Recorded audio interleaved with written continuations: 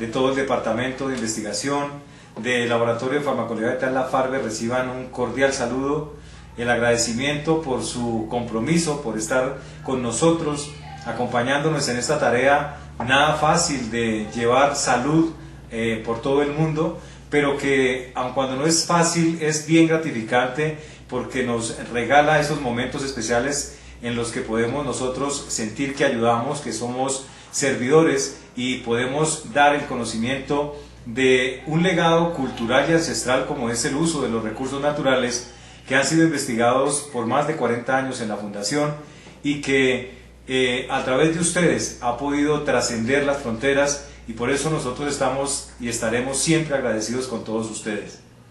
Esta noche queremos tocar un tema que hace referencia a una problemática derivada definitivamente de las maneras de vivir, de las costumbres que hemos adquirido en los últimos tiempos, porque esto ha disparado de una manera absoluta el padecimiento de una enfermedad como la diabetes. La diabetes es una enfermedad en la que no solamente está involucrado el problema de la elevación del azúcar en sangre, o lo que llamamos la glicemia, sino que también están relacionados otros síndromes que ya hacen referencia a llamémoslo así, a un macrosíndrome que lo llaman síndrome metabólico, en el cual están involucrados trastornos de los lípidos o de las grasas, trastornos de los azúcares, y esto conlleva a otras problemáticas como son trastornos en la parte de las proteínas, pero que se ven, digamos, asociados a un problema tan importante y frecuente como es la hipertensión arterial. Todo esto forma parte de un síndrome que, como les decía, ha sido catalogado como el síndrome metabólico, derivado obviamente de ese mal funcionamiento del uso de los nutrientes que necesita el organismo, y obviamente ese uso de los nutrientes es lo que llamamos desde la fisiología el metabolismo de los nutrientes. Por eso cualquier trastorno en el uso de esos nutrientes repercute en mayor o menor grado en el mantenimiento del equilibrio de esos niveles que nosotros comúnmente conocemos como niveles de glicemia o de azúcar en sangre. Entonces, como ya se hace, digamos, un poco más complejo entender la diabetes, vamos a tratar de tomar una parte de ese síndrome metabólico y es a enfocarnos un poquito específicamente en lo que hace referencia a esos niveles de azúcar en sangre, a esos niveles de glicemia, que son los que en últimas también van a ser los responsables de una cantidad de síntomas que también, si no se cuidan, si no se protegen, si no se controlan a tiempo, pueden llevar a los deterioros de órganos importantes como el cerebro, el riñón, el corazón, los nervios periféricos, y en últimas son los responsables, como les digo, de la problemática mayúscula que tiene el padecer la diabetes. Entonces, digamos de entrada que para que el funcionamiento de los sistemas orgánicos se dé de una forma adecuada, se requieren de una cantidad de sustancias importantes que para el momento vamos a enumerar unas que son las hormonas. Las hormonas porque de alguna forma son sustancias fundamentales en el buen funcionamiento celular. Ellas son las que se encargan como de coordinar el funcionamiento del núcleo y a partir de este funcionamiento, pues obviamente el buen desempeño de los órganos o de los tejidos. Tomo el tema de las hormonas porque hay una hormona importante involucrada en el buen desarrollo del uso de los nutrientes, y esto hace referencia a la insulina. La insulina es una hormona que es producida, ustedes saben, por una glándula importante que es el páncreas. El páncreas es una glándula que se encuentra a nivel del abdomen, y es una glándula que además de producir la insulina, produce otro tipo de hormonas importantes como el glucagón y los péptidos vasoactivos intestinales. Digamos de una vez que la hormona, la insulina, que es segregada por el páncreas, se produce definitivamente derivada de la necesidad que tiene el organismo para poder controlar y utilizar ciertos nutrientes. Cuando nosotros ingerimos un alimento, el alimento, para que llegue a la célula, tiene que ser transportado obviamente por la sangre. Cuando nosotros consumimos un alimento, el intestino absorbe esos nutrientes de una forma, digámoslo así, como disuelta, una forma más sencilla, menos compleja a como los consumimos. Nosotros podemos consumir un pedazo de pan pero ese almidón que tiene el pan tendrá que llegar al intestino y transformarse en carbohidratos, y en carbohidratos sencillos como la glucosa. Cuando se transforma de esta forma, pasa a la circulación general, y en la circulación general la glicemia o la glucosa es transportada a todo el organismo y de allí debe pasar a la célula, como vimos anteriormente. Pero para que la glucosa pueda llegar a la célula va a requerir de una hormona que es la que tocamos en un comienzo, que es la insulina. La insulina es una hormona que tiene la facultad de llegar a la célula. Si quiere atrasamos unas imágenes, Freddy. Llega a la célula. Para que llegue a la célula, entonces la insulina tiene que armar en el núcleo de la célula una respuesta para que la célula misma fabrique una cantidad como de puertas o compuertas que llamaremos receptores celulares. Cuando la célula fabrica esos receptores celulares, permite a través de esos receptores o a través de esas compuertas que la glucosa pueda ingresar a la célula para que sea utilizada intracelularmente. Esto lleva a que la célula pueda transformar la glucosa en tejidos nuevos o en energía, porque la glucosa que nosotros consumimos es también de utilidad para fabricar energía. Cuando, imagínense ustedes, la insulina no se produce o se produce de mala calidad, o aunque se produzca, no tiene el efecto que uno espera a nivel de la célula, pues obviamente esas compuertas que la insulina sugiere al núcleo fabrique, no se van a desencadenar y por lo tanto la glucosa va a seguir en la circulación sanguínea y no va a poder entrar a la célula. Esto obviamente, como pues ya ustedes pueden deducirlo, hace que progresivamente esos niveles de azúcar empiecen a elevarse en la sangre, porque como no tiene paso el azúcar hacia la célula, porque no hay insulina o porque se produce en mala calidad, entonces eso lleva a que la glicemia se empiece a incrementar en la sangre. Estos niveles altos de glicemia, digamos que son patológicos o son considerados enfermedad cuando se mantienen constantemente elevados. Porque hay que aclarar que cuando cualquiera de ustedes consume un alimento, por pequeño que sea, un pedazo de pan, supongamos, momentos después, media hora después, todos van a tener, si consumieron esa misma proporción de carbohidrato, todos vamos a tener una elevación de la glicemia, o sea, un estado de hiperglicemia, que es la que llamamos como después de la comida o postprandial. Es una elevación normal, porque mientras se absorbe del intestino, obviamente nuestra circulación va a incrementar su contenido de glicemia. Lo que no es lógico es que pasando el tiempo, más o menos 1 o 2 horas, ese nivel de glicemia siga elevado, porque ya debió haber pasado el tiempo suficiente para que, haciendo el recorrido por todo el cuerpo, la insulina se haya encargado de introducir esa glicemia o ese azúcar que viaja por la sangre, ya haya sido capaz de introducirla a la célula para que la pueda utilizar. Entonces, de entrada ya sabemos 2 cosas. Uno, todos hacemos estados de hiperglicemia, pero lo segundo importante es que cuando esos estados son permanentes, son constantes durante todo el día, se debe considerar que la persona está haciendo un mal uso del azúcar o tiene un problema de resistencia a la insulina o mala producción de insulina. Entonces, en ese caso, se puede hacer un diagnóstico de que la persona es diabética. O sea, una persona diabética es aquella en la que los niveles de glicemia se mantienen constantemente elevados. Y elevados por encima de unas cifras que no son, hoy en día ya se consideran, no son muy altas. Se considera que una persona debe tener una glicemia en un estado máximo de 110 miligramos por decilitro. Antes se aceptaba hasta 120, 115, 120.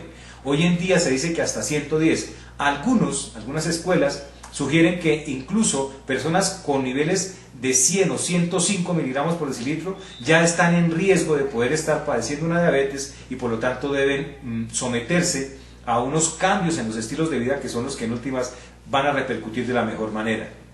Sin embargo, cuando están por encima de 110 o 120 miligramos de una forma constante, incluso en ayunas, eso puede sugerir que la persona entonces no está introduciendo adecuadamente el azúcar.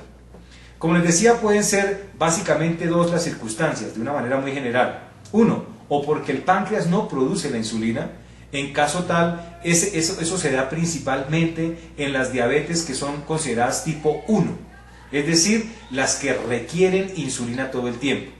Este tipo de diabetes en las que el páncreas es incapaz de fabricar insulina, y eso se da, algunos consideran secundario a una lesión del páncreas por un virus, por agentes externos, por ejemplo, ciertas sustancias que traen los alimentos. Todavía no se ha establecido una causa real, pero dentro de las posibilidades están todas esas que les he enumerado. Se daña la estructura que produce la insulina en el páncreas y entonces el páncreas no fabrica insulina. Casi siempre o por lo general se da en personas jóvenes, personas por debajo de los 20 años que hacen diabetes, se deben estar catalogando como personas con una falta de producción de insulina, es decir, son insulino requirientes. ¿Por qué son insulino requirientes? Porque son personas que, como ustedes bien entienden, si no fabrican insulina, pues deben suministrarla de una forma externa. Es decir, que todo el tiempo van a estar necesitando de esa inyección de la insulina para poder mantener sus niveles normales de glicemia. Por eso ustedes ven que personas jóvenes con problemas de diabetes siempre están utilizando insulina, sea inyectada o sea a través de bombas de infusión, etcétera, pero siempre van a estar necesitando insulina como suplencia. En estas personas no sirve o no responde muy bien la persona al uso de fármacos para consumo oral, que son los hipoglicemiantes. ¿Por qué? Porque el hipoglicemiante no reemplaza la insulina. Y en estos pacientes en los que no se produce insulina, lo que necesitamos es reemplazar la insulina. Sin embargo, viene el segundo tipo de diabetes, que es el que aparece casi siempre en edades un poco más de la adultez, entre los 35, 40 años, y son en los que la persona produce su insulina, pero por alguna circunstancia que ya se conoce un poco mejor, esta insulina no sirve para meter el azúcar en las células. Entonces se dice que la persona hace una resistencia a la insulina. Entonces son pacientes insulino resistentes. Y cuando una persona hace resistencia a la insulina, por más que le apliquemos insulina, puede que no responda de una forma adecuada al tratamiento. ¿Qué pasa en este caso? Estas personas pueden utilizar otro tipo de medicamentos que hace que, produciendo buena insulina, como normalmente lo hacen estas personas, pierda esa resistencia y sean más sensibles a la insulina.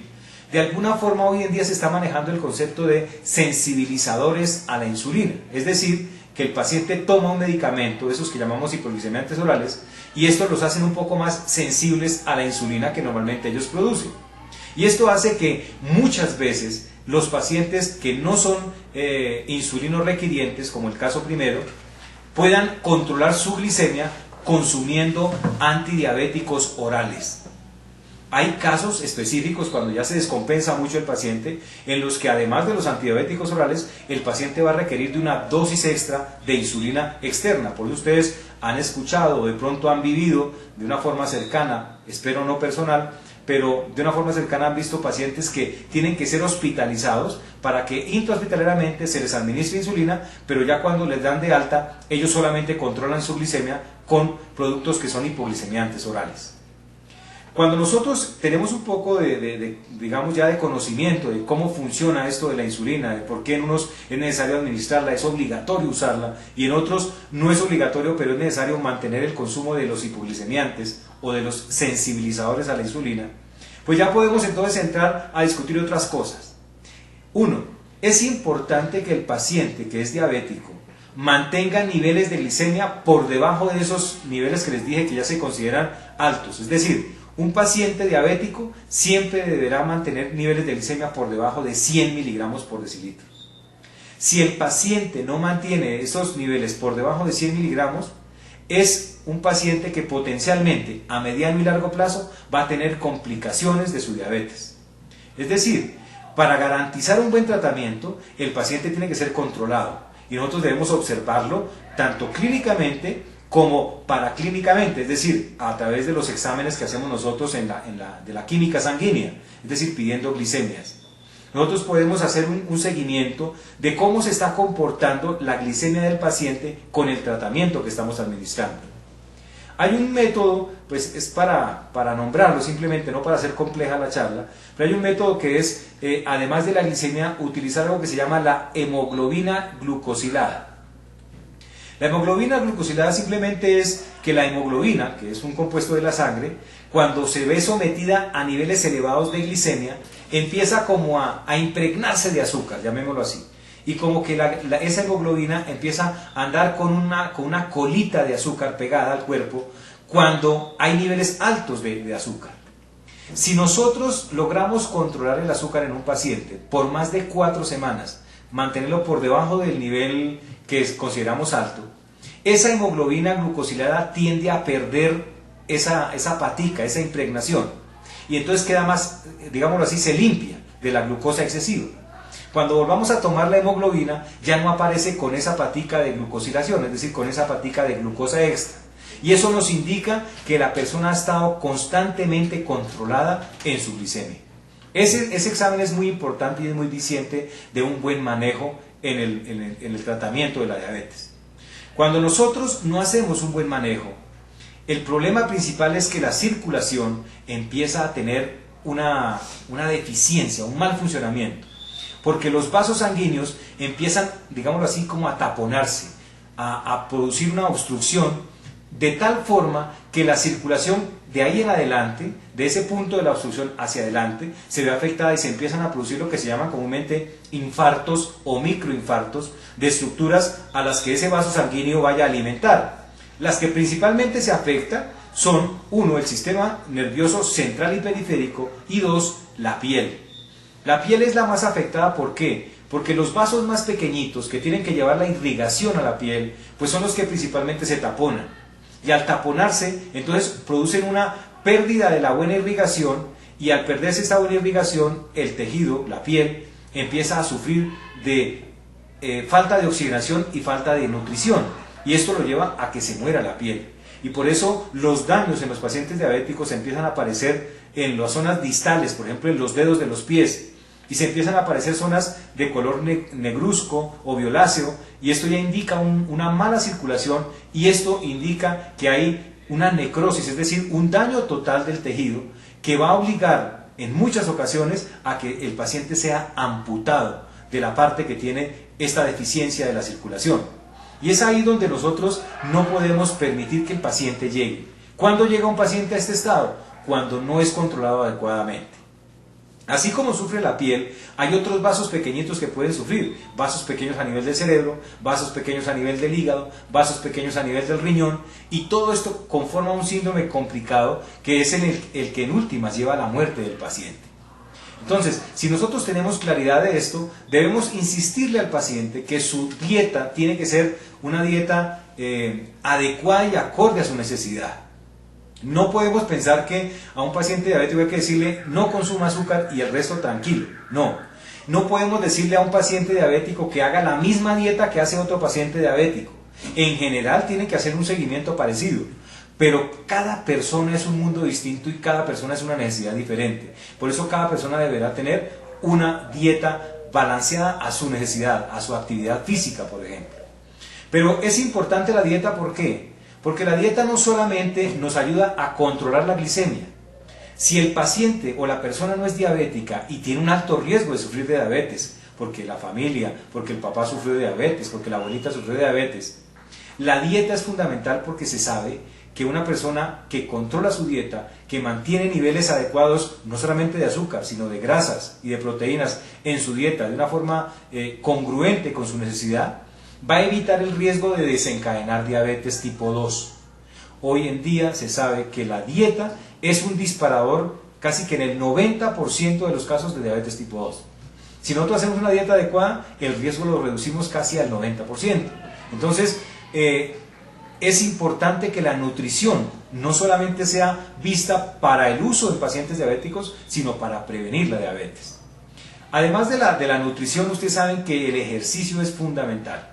El ejercicio físico no solamente le aporta un gasto adecuado de estos nutrientes que consumimos, sino que también fabrica estructuras de una calidad insuperable.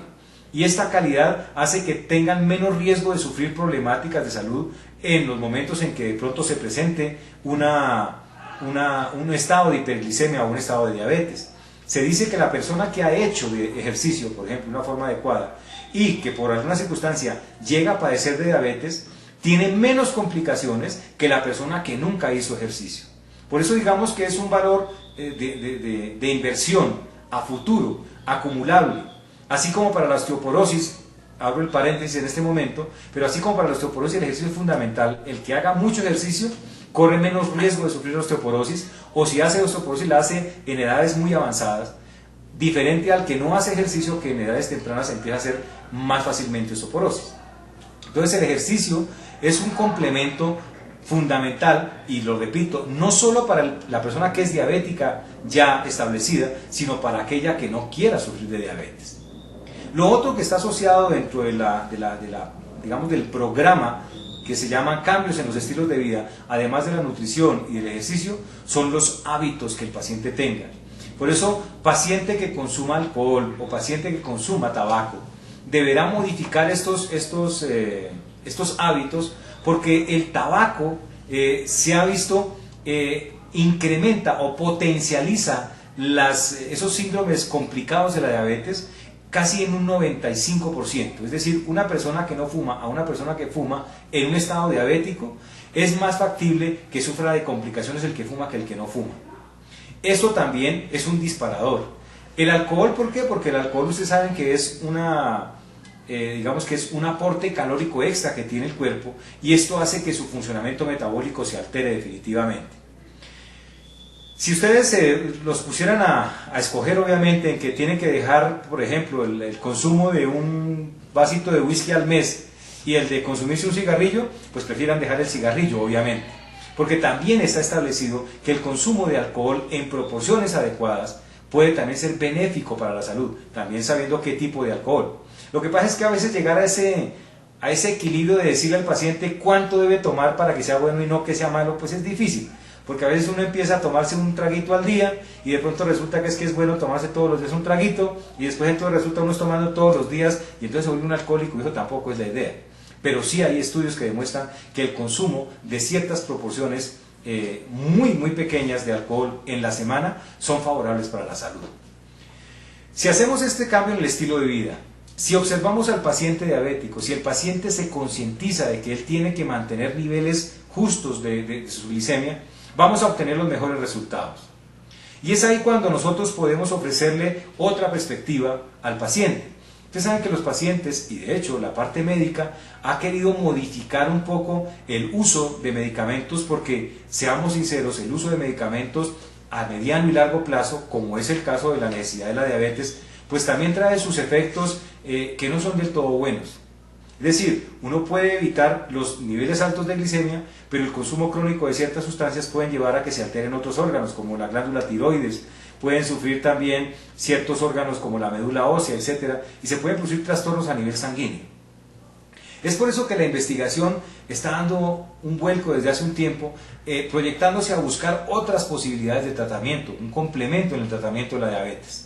Ustedes tienen un producto allá que se llama Balsamina Plus. Balsamina Plus es una mezcla de varias plantas que tienen actividad como hipoglicemiantes. Balsamina, que es la Momordica charantia propiamente dicha, el orégano y la berenjena. Voy a nombrarles una sola de ellas para redondearles el tema. La Momordica charantia, es una planta que en los estudios que ya se han tenido en todo el mundo, tiene una repercusión muy importante en el manejo, sobre todo de los pacientes diabéticos tipo 2, porque la balsamina, uno de sus componentes, uno que se llama la zeaxantina, es una sustancia que sensibiliza la célula a la insulina. Es decir, que ya estamos viendo que la balsamina se comporta con un estado, digamos, de acción farmacológica tal que ya está puesta al nivel de unos fármacos que se llaman las tioglazonas, que son fármacos de última generación en el manejo de la diabetes.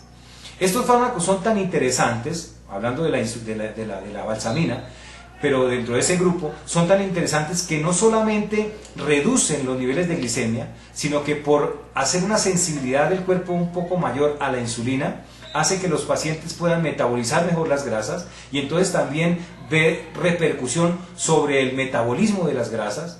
Y además de esto, la balsamina, por tener otros componentes, por ser un extracto vegetal rico en una cantidad de componentes, pues también hace su aporte en la parte de barrer radicales libres, es decir, de ser antioxidante.